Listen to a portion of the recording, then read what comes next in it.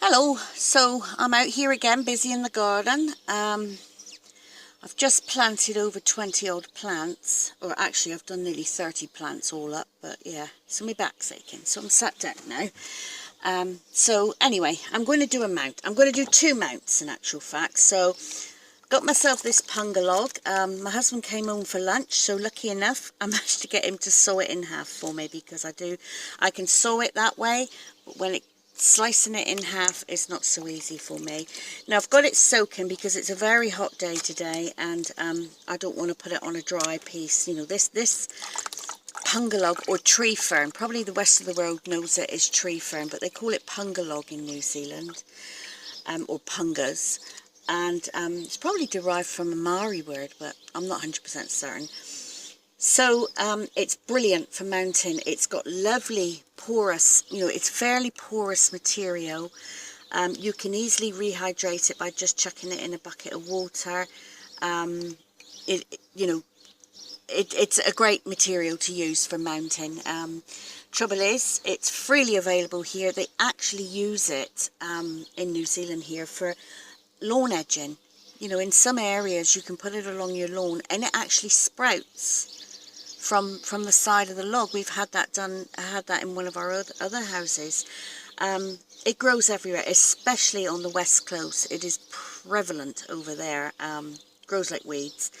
But I can remember when I lived in the UK, these were prized, tree ferns they were called there, and I remember I bought one and I paid something like £50. Now I'm going way back 15 years ago, so they're certainly not that pricey. I mean, I think you can buy probably a 6 or 8 foot or even longer piece at the garden supplies for $10. That's not a sprouting one, but you can get them to sprout. They're quite easy to get to sprout. So anyway, that's the history on the punga log stroke tree fern, in case you wanted to know. And I've got my own sphagnum moss here, which we grow ourselves. We grow it around the back, and we've managed to bring it through winter okay, so that's good. So just put that over there, and I'll just move that back. Now, the plants I'm going to mount are some bits of dendrobium.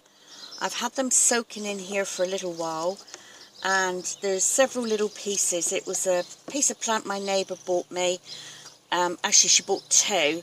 And I thought, well, it looks good enough to mount, so I'm going to mount this large piece on its own, and it's got a flower on it. You see the flower there? Very pretty flower. So because it's got quite a long thingy, I thought, well, it might look quite nice mounted. So I'm going to mount it so that it's upside down like that. In all these smaller pieces, I'm going to put on another mount. So let's get the mount. This is where I get dirty. I'm really good at getting dirty. So I'm not going to put moss down on the punga log first. I'm just going to put this on there as best I can.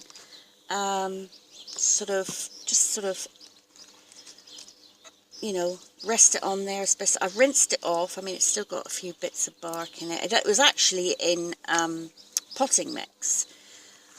And so I'm going to hold it up, see if that looks good.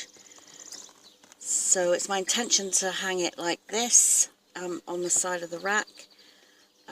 So yeah, so I think that'll look good. Let's just check it before yeah, I think that'll look good. I'm almost tempted to take sort of that pseudo-bulb off there. If you look, there's a little one here that's not really doing anything, so let's just pull that one off. Yeah, it's just come off really easy, so chuck that in the bucket. And yeah, in actual fact, that piece has come off as well, so chuck that in the bucket. But the rest of it is one piece by the looks of it, so I'm going to keep that in there. So the widest bit, so I'm going to stand it on that. So yeah, that's the bit there. So I'm just going to place it on the top of the log, or the tree fern, as best I can. I think these blooms are not long for this world, but hey, I'll leave them there for now. They're really bent over. and yeah, so get a bit of moss. It's a nice bit. So I'm not having it too thick, because it's got quite the moss we collect is from the woods, and it's got quite a bit of sort of like gungy material, breakdown, leaf mold, whatever you want to call it, on the back. So I'll take a little bit off. Oops, sorry, just get my bucket. Stay. Okay, it's not going to stay there. Not too much, just, you know, anything that's sort of composty looking, if you know what I mean. So I think that'll do. Don't want to take too much off, because, you know, it is the summer now, and I need this to stay hydrated. So I'm just going to put it over the top like that. Rinse my hands off, and I think that'll look good. So I use wire. My husband's provided me with some wire. Sorry about reaching across, I'm going to need wire cutters. Sorry about that. To cut it. So here's the wire. It's on the floor. Right. So I'm going to start in the middle. So I need a length of wire, long enough so that, you know, it goes underneath in order to hide the join at the back. So I'm going to put it around bottom, and then around the top like that, and then twist it at the back. Hopefully you can see this. So this is just a no ID. Give it a good twist and then cut it.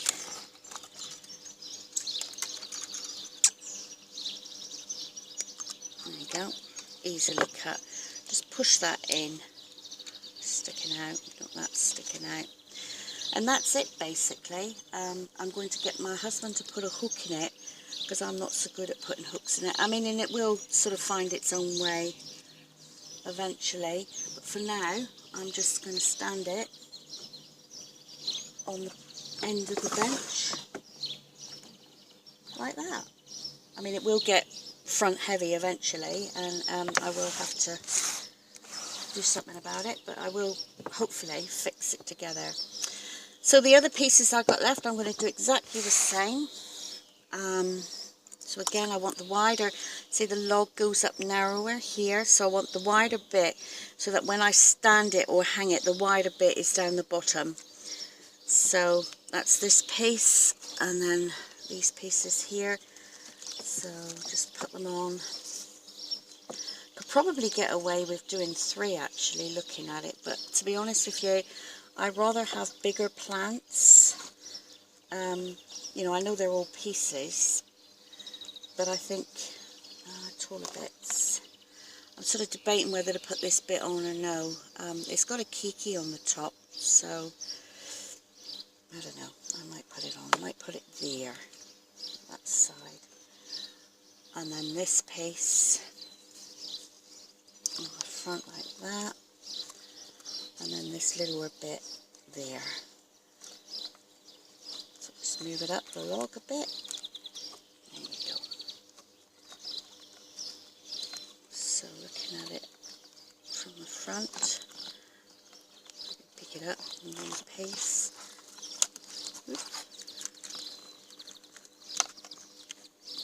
So yeah, I think that's a good place. That's good positioning. And I'll rearrange the bulbs later. But I think that'll look good. So here we go. Whoops, that bit fell off. So that's fine. It's a bit awkward sort of shape, that one. I want it to angle in that way. So what I'll do, maybe I'll put that piece along the end. Yeah, I think that's better. So it's wider rather than...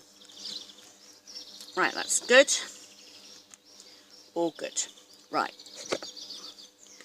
So another bit of moss. So obviously, because we collect this moss, there is all sorts in it. You know, the odd weed seed, the odd bit of grass comes up. You can see I'm picking off bits and pieces, but I don't remove a lot of it.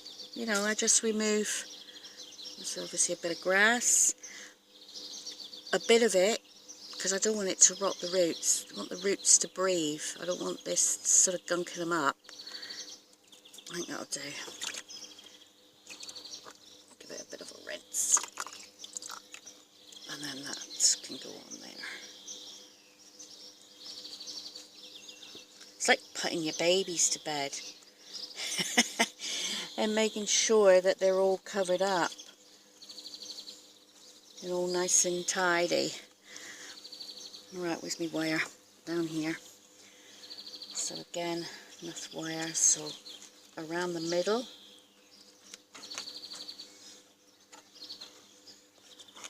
I like this wire because it's easy to work with, and it's, you know, once I can let go of that now, and that will more or less stay in place.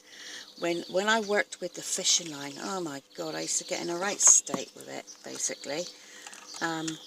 It's neater, and you know, you can't see the fishing line so much, but I just couldn't get on with it. I'd get in a right pickle with it all, and yeah, end up with it unraveling and not tying it properly. So yeah, I prefer the wire. So there's the end. Oh, this is all dripping all over my legs. So let's just cut it there. Get the two ends. Hopefully you can see. Two ends together. Bit of a twist. Push it in. There we go. And there's the other one.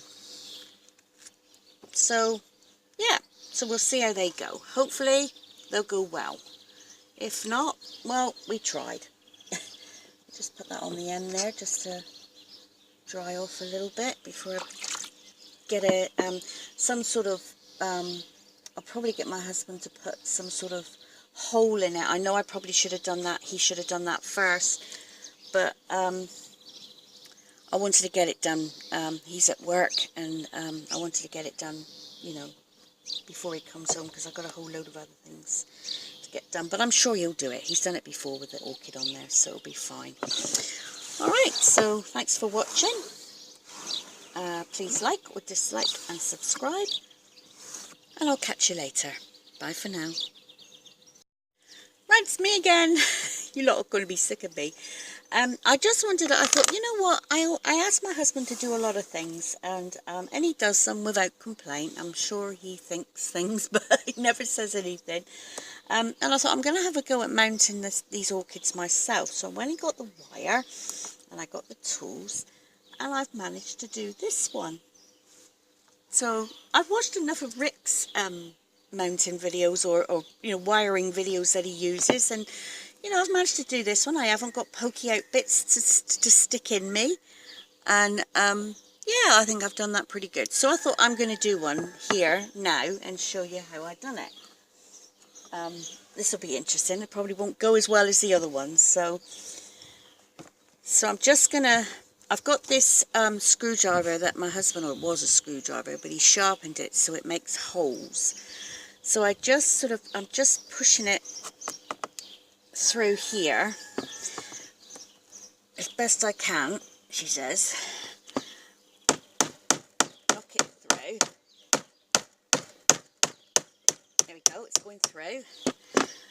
And it's come out the other side. Yes, it's come out the other side.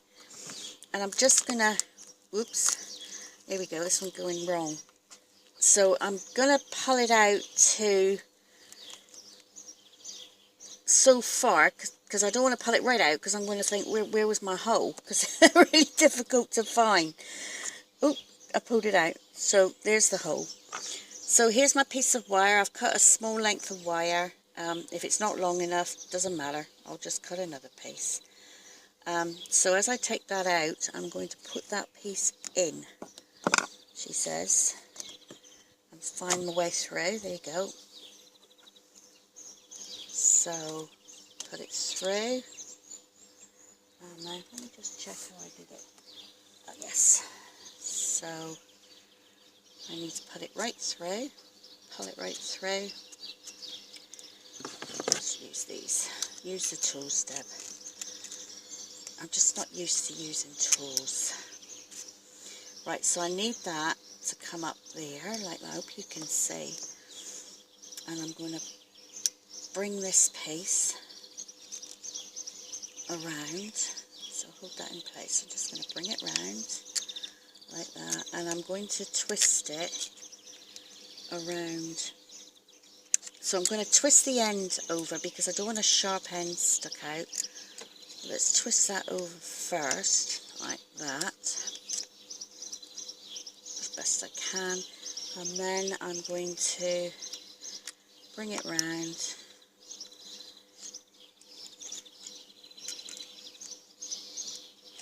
She says, there we go, around like that, and just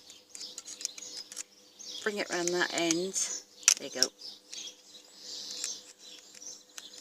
Around, pull this bit up, keep twisting it around because I don't want a sharp piece stuck out. There you go. So that hangs like that.